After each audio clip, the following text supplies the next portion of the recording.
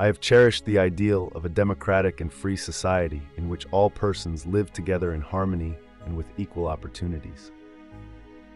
These are the words of Nelson Mandela, a man whose life journey became synonymous with the struggle against the oppressive regime of apartheid in South Africa. But who was Nelson Mandela, and how did his actions help to dismantle one of the most infamous systems of racial segregation in modern history? To understand Mandela's impact, we must first delve into the dark era of apartheid, a period marked by extreme racial segregation and brutal enforcement. It was a time when the majority of South Africans were denied basic human rights, solely based on the color of their skin. Born in a small village as the son of a tribal chief, Mandela's journey from a humble beginning to a global icon of peace and equality is nothing short of extraordinary. His story is not just about the fight against racial injustice in South Africa, but it's also about resilience, leadership, and the power of an unyielding belief in the ideals of freedom and democracy. In this journey through history, we will explore Mandela's early life, his political awakening, the long years of struggle and imprisonment, and his ultimate triumph over the apartheid regime. But more importantly, we will discover how one man's unbreakable spirit helped to ignite a movement that changed the course of a nation and inspired millions across the globe. Join us as we unfold the story of Nelson Mandela and the fight for freedom in South Africa, a testament to the enduring human spirit in the face of overwhelming adversity. Nelson Rolihlahla Mandela was born on July 18, 1918, in the small village of Mvezo in the Eastern Cape of South Africa.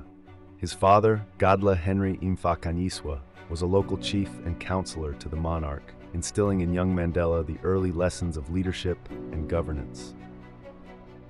Mandela's birth name, Rolihlahla, meaning pulling the branch of a tree, prophetically suggested a troublemaker, a hint of the revolutionary leader he was to become.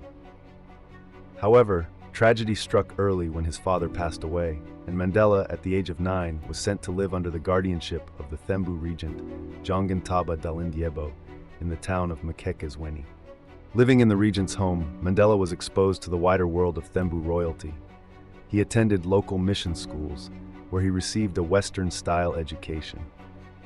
It was here, at the Clarkberry Boarding Institute, and later at Healdtown, a Wesleyan secondary school, that Mandela began to develop a broader perspective on life, beyond the confines of his traditional tribal upbringing. Mandela's interest in African history was sparked by the stories of ancestors' valor during the wars of resistance. He dreamed of making his own contribution to the freedom struggle of his people. This dream began to take a more concrete form as Mandela entered the Fort Hare University, a prestigious institution where he met many future leaders of the African liberation movements. However, Mandela's journey at Fort Hare was cut short when he was expelled for joining a student protest. This act of defiance marked Mandela's first real clash with authority, a pattern that would define much of his later life. Refusing an arranged marriage, he fled to Johannesburg, where he would encounter the harsh realities of apartheid and begin his life as an activist and revolutionary. In the bustling streets of Johannesburg, Mandela's political awakening truly began. It was here, amid the racial injustices and burgeoning African nationalism, that Mandela's journey as an anti-apartheid icon took root. To understand the battle Mandela would eventually lead, we must first grasp the oppressive system he was fighting against.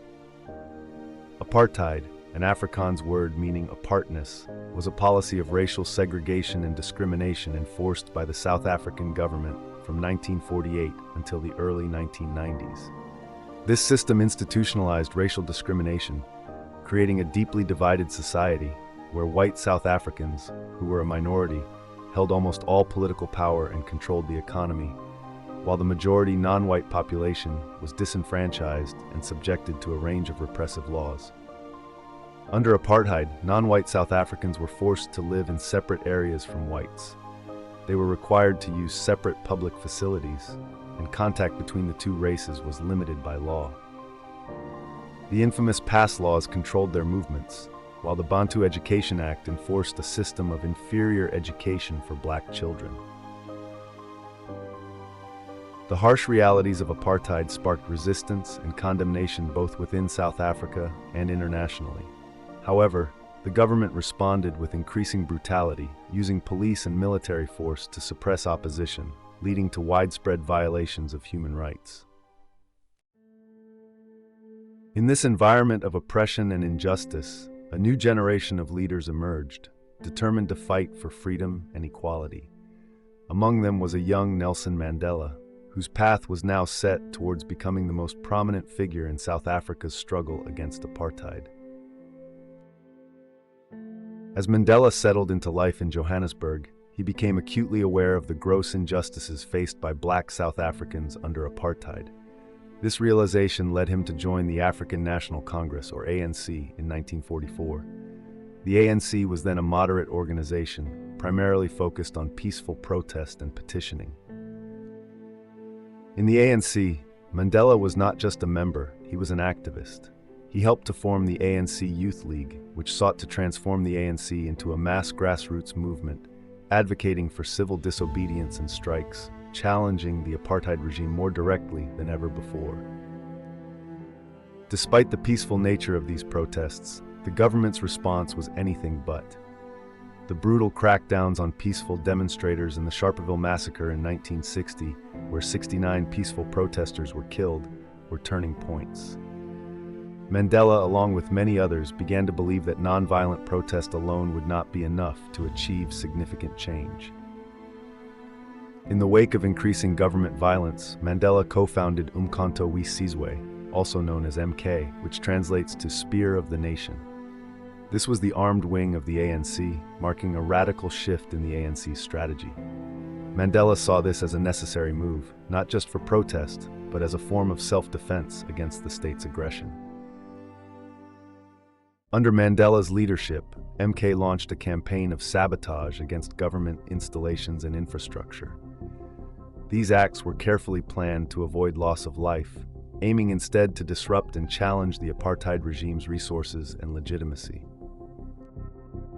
Mandela's evolution from a proponent of nonviolent protest to a leader of armed resistance highlighted the desperation and urgency of the struggle against apartheid. It was a decision that would lead to significant consequences for Mandela and the movement he represented. In 1962, Nelson Mandela was arrested and subsequently sentenced to life imprisonment. His arrest marked the beginning of a 27-year period behind bars, a period that would test and define his character and leadership. Mandela and several of his comrades were tried in the Rivonia trial, named after the suburb of Johannesburg where they were arrested. Charged with sabotage and conspiracy to overthrow the government, Mandela used the trial as a platform to articulate his vision of equality and freedom for all South Africans, regardless of race. In a powerful statement during the trial, Mandela famously said, "I have cherished the ideal of a democratic and free society. It is an ideal for which I am prepared to die." This speech resonated worldwide, turning the trial into a symbol of the struggle against apartheid. Mandela was sent to Robben Island, a bleak and isolated prison. The conditions were harsh, the labor was grueling, and the treatment by guards was often brutal.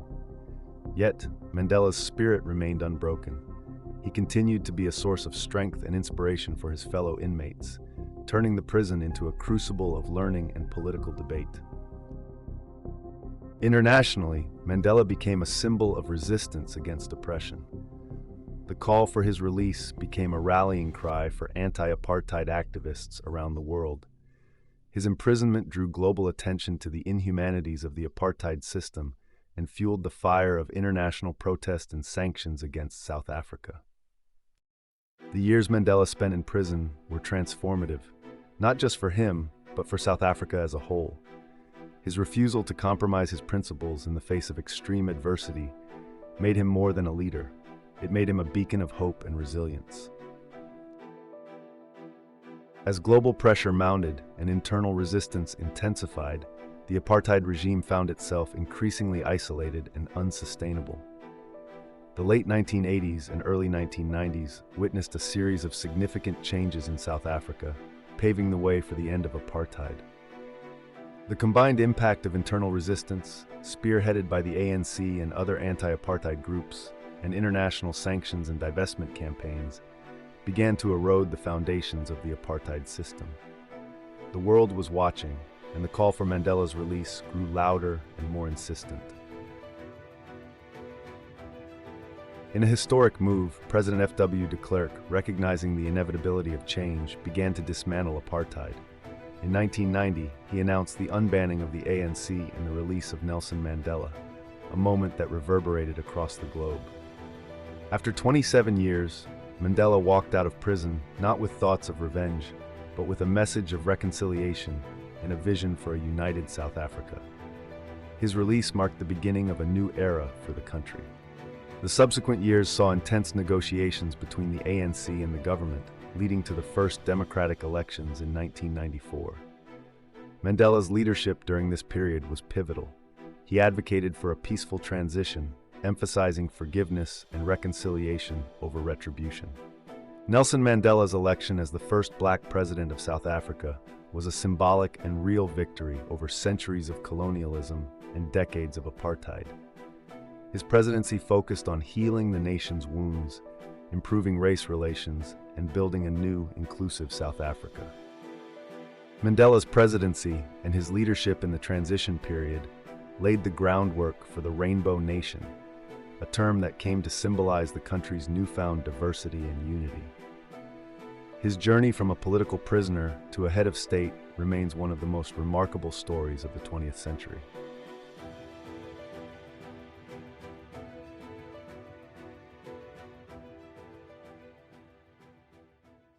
As we reflect on the life of Nelson Mandela, it's clear that his influence extends far beyond the borders of South Africa. Mandela's legacy is not confined to his role in ending apartheid. It encompasses his enduring commitment to peace, justice, and equality. After stepping down from the presidency in 1999, Mandela continued his work through the Nelson Mandela Foundation, focusing on combating HIV/AIDS, promoting peace, and advocating for human rights. His dedication to these causes further cemented his status as a global humanitarian leader. Mandela's approach to leadership and conflict resolution, characterized by empathy, forgiveness, and an unwavering commitment to democracy, has inspired leaders and individuals worldwide. His ability to forgive his oppressors and work with them for the betterment of his nation is a testament to his extraordinary character. Recognized globally, Mandela received more than 250 honors, including the Nobel Peace Prize. He became a symbol of the fight against injustice and a beacon of hope for oppressed people worldwide. His legacy continues to inspire movements for freedom and equality across the globe. Nelson Mandela's journey from a small village to the world stage is a powerful reminder of the resilience of the human spirit. His life teaches us that with courage, perseverance, and a deep belief in the ideals of equality, change is possible. Mandela once said, "It always seems impossible until it is done." His life is a living embodiment of this belief. As we conclude this journey through Mandela's life, let us carry forward his legacy in our actions and continue to strive for a world where freedom and equality are not just ideals but realities for all. Nelson Mandela's story is not just history, it's a guiding light for the future. If you've been inspired by Mandela's story and want to discover more about the people and events that shape our world, don't forget to subscribe for more content. Together, let's keep the spirit of learning and inspiration alive.